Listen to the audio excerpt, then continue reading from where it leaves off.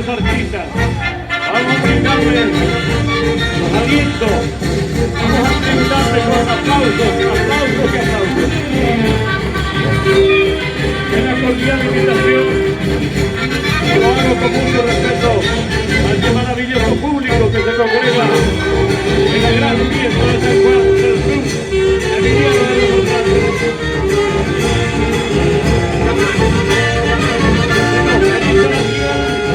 Cuando vemos dedicar la cintura a las mujeres paraguayas, vibrante, hace el equilibrio magistral.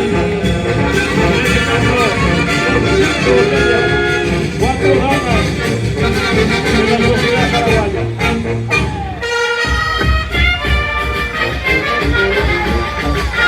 Viene la 6ª botella.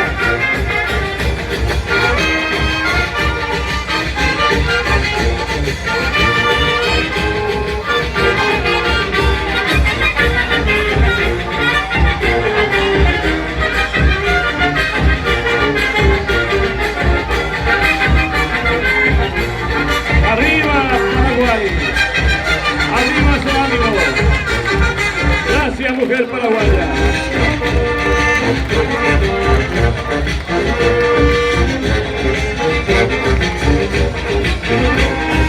La mujer siempre protagonista del desarrollo de la patria. Y en este caso, elevando ya lo alto la bandera tricolor a través del arte.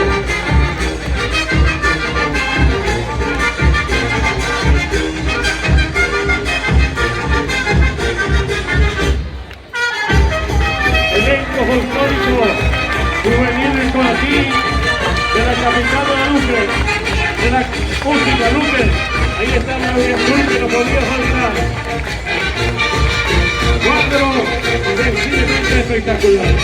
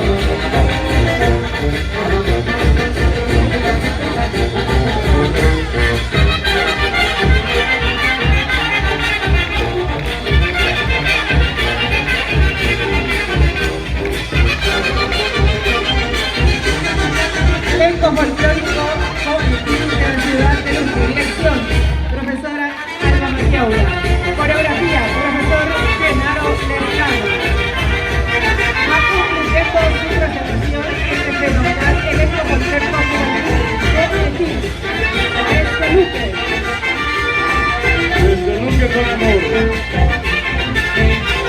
La música que marca un hito del periodismo paraguayo, marca la finalización de la presencia del elenco folclórico juvenil por aquí de la ciudad de Luque, y este público maravilloso le premia con